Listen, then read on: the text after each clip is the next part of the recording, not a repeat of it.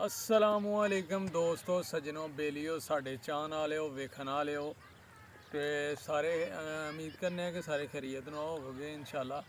तो दोस्तों बड़े दिन होए ने वीडियो पाए दे हाँ क्योंकि वतने पाकिस्तान ते इंडिया ने हमला कर दिता, मासूम लोगों नूं बच्चियां नूं निशाना बनाया उन्होंने ते उन्हां दियां जानां लईयां।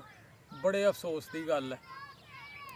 बाद च फिर बदला लिया साढ़े जवानां ने, आर्मी दे शहीदां ने माशाअल्लाह सोहना बदला लिया उन्होंने पाकिस्तान दा ते उन्हां मासूम बच्चियां दा।